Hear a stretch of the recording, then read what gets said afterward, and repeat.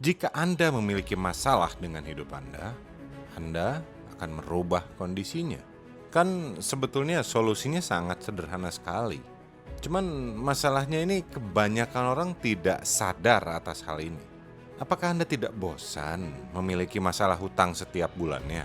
Apakah Anda tidak bosan dikejar-kejar oleh debt collector? Apakah Anda tidak bosan terjebak di kantor yang sama dengan gaji yang pas-pasan? Saya tahu Anda pasti sudah bosan dan muak atas hal ini, tapi kok tingkah lakunya seperti Anda nyaman-nyaman saja gitu loh. Karena jika Anda bosan, Anda itu kan sebenarnya akan berupaya untuk merubah kondisinya. Anda kan bukan pohon di mana Anda tertanam di satu tempat. Anda kan bisa bergerak. Terus mengapa sampai sekarang belum ada perubahan ataupun bahkan belum ada upaya untuk perubahan tersebut? Janganlah bertindak seolah-olah Anda sudah berupaya kanan, kiri, atas, bawah, tapi Anda tidak meraih hasil dan kondisinya tetap sama-sama saja. Saya sudah bosan mendengarkan orang-orang yang sibuk memberikan banyak alasan. Yes, mungkin alasan Anda masuk akal, mungkin. Tapi Anda tidak bisa merubah hidup Anda jika Anda hanya fokus melihat alasan Anda. Anda mau fokus terhadap alasan Anda,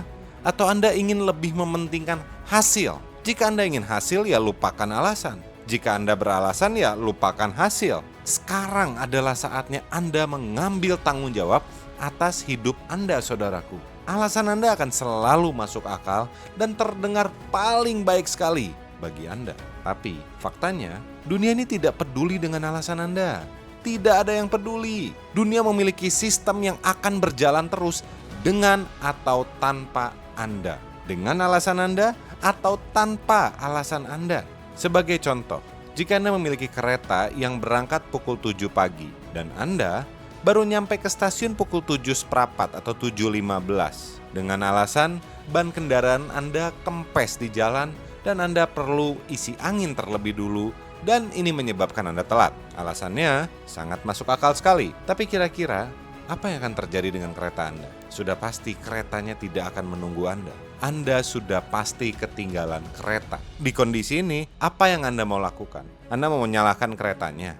Kan tidak bisa. Anda mau beralasan. Anda mau mengeluh seharian di stasiun pun tidak ada orang yang akan bisa merubah kondisinya. Anda sudah ketinggalan kereta. Sekali lagi saya ingatkan, jika Anda ingin hasil, lupakan alasan. Jika Anda beralasan, lupakan hasil. Dunia ini tidak peduli dengan alasan Anda. Jika Anda ingin merubah kehidupan Anda, mungkin langkah pertama yang Anda bisa ambil adalah mengambil tanggung jawab atas kehidupan Anda. Berhentilah mengeluh, berhentilah menyalahkan orang lain, berhentilah menyalahkan kondisi, atau dengan kata lain, berhentilah beralasan. Apapun itu. Sebelum Anda bisa merubah kehidupan Anda, sebelum Anda bisa merubah penghasilan Anda, sebelum Anda bisa merubah rumah tangga Anda pertama-tama perlu merubah pola pikir Anda terlebih dulu.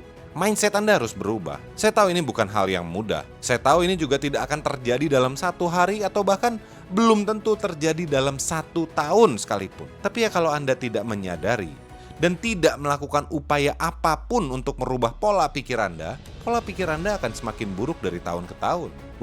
Diperbaiki enggak, disadari enggak, ya otomatis akan lebih memburuk. Semakin sering Anda mengeluh dan semakin sering Anda beralasan, semakin sering juga Anda akan menemukan berbagai masalah baru. Dan tanpa disadari, 10 tahun ke depan, semakin banyak orang yang akan menghindari Anda dan masalah Anda itu akan semakin menumpuk.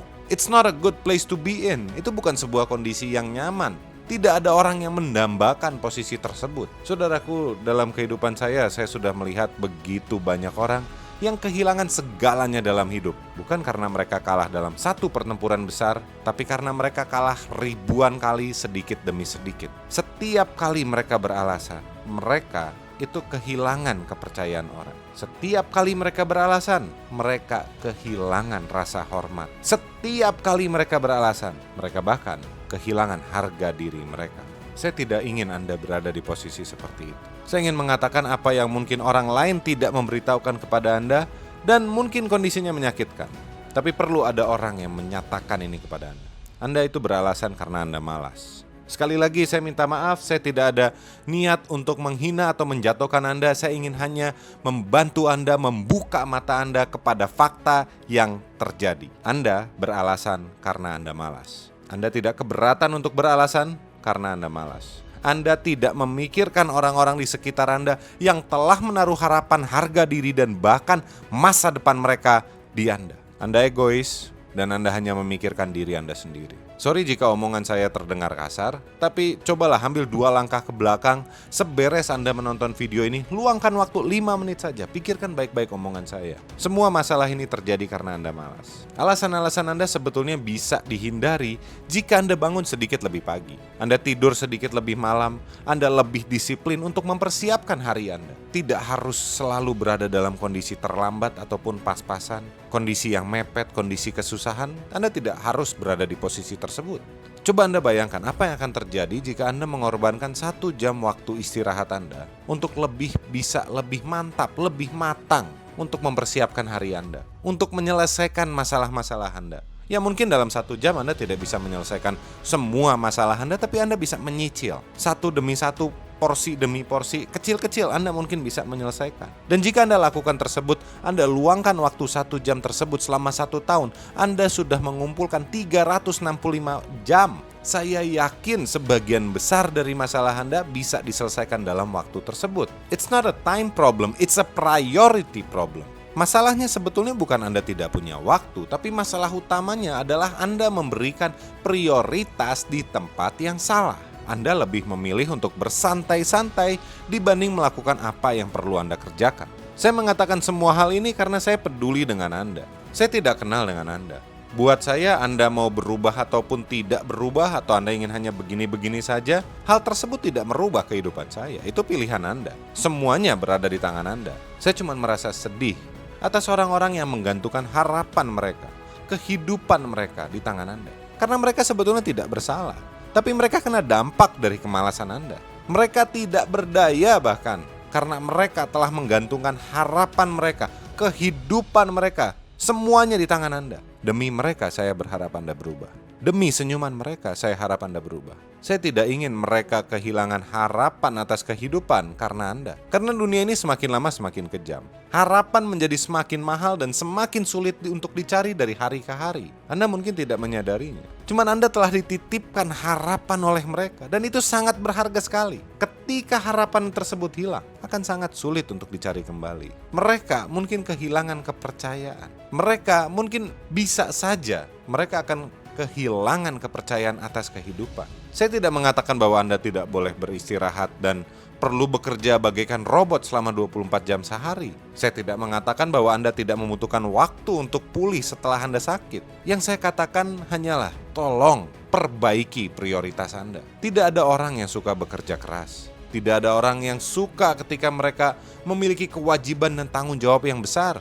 Perasaan bebas itu sangat menyenangkan sekali. Tapi brother, ada orang bijak yang mengatakan freedom is not free. Kebebasan ini tidak gratis. Demi kita bisa merdeka sekarang, ratusan ribu orang telah kehilangan nyawa mereka. Kebebasan hanya bisa diraih jika Anda siap berkorban. Ini lucu memang, tapi kebebasan adalah buah dari bibit disiplin. Anda perlu menanam disiplin dalam kehidupan Anda setiap harinya. Anda mungkin bisa memulai secara perlahan, tapi Anda perlu lebih disiplin untuk mendapatkan kebebasan. Anda perlu belajar menjadi lebih rapi. Anda perlu belajar tentang manajemen waktu. Anda perlu belajar untuk menghargai waktu orang walaupun Anda lebih capek dan Anda lebih repot atas hal tersebut. Ini semua adalah harga dari kebebasan. Anda bisa melihat orang-orang terkaya di dunia. Mereka terlihat bebas untuk melakukan apapun dalam kehidupan ini. Bahkan sekarang mereka sedang berlomba-lomba untuk pergi keluar angkasa. Saking bebasnya tuh hidup mereka bahkan sudah tidak lagi memikirkan untuk liburan di pantai atau berlayar menggunakan kapal pesiar mewah mereka. Mereka sudah berada di level kebebasan yang di luar nalar kita. Tapi di balik semua kebebasan tersebut, apakah Anda juga tahu bahwa mereka menghabiskan waktu selama puluhan tahun di kantor mereka, di mana mereka bekerja ratusan jam seminggu, di mana mereka bahkan tidur di kantor.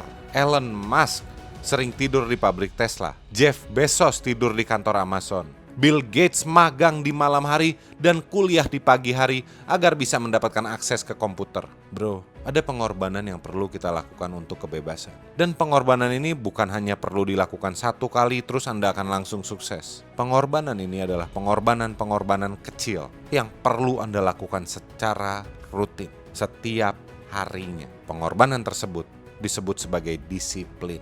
Saya tidak tahu apa yang perlu Anda lakukan secara persis untuk merubah kehidupan Anda. Tapi saya tahu, selama beberapa menit kita ngobrol sekarang, Anda sudah mengetahui apa yang perlu Anda lakukan untuk merubah kehidupan Anda. Sudah kebayang di otak Anda, di pikiran Anda. Itu langsung muncul. Ya, mungkin saya perlu melakukan ini secara lebih disiplin.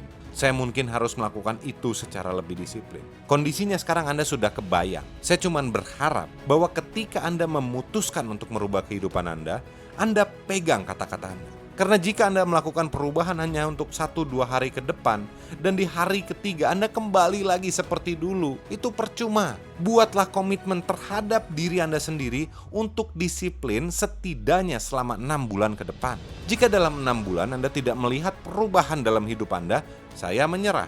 Anda boleh datang kembali ke video ini dan caci maki kami di kolom komentar dengan kata-kata semaksimal mungkin yang Anda inginkan. Tapi sebaliknya, jika hanya dalam 1 minggu Anda disiplin dan Anda sudah melihat perkembangannya, saya berharap Anda juga masih ingat dengan video ini dan meluangkan waktu untuk memberikan komentar positif di mana Anda bisa mendukung orang lain juga untuk mengambil langkah yang sama demi perubahan. Saudaraku, saya ingin mengajak Anda untuk membuat komitmen. Selama 6 bulan ke depan, Anda akan melakukan perubahan kecil dalam hidup Anda. Anda akan disiplin. Jika Anda berani membuat komitmen tersebut, berikan komitmen Anda di kolom komentar. Selamat berusaha, selamat berjuang, dan sampai jumpa di video berikutnya.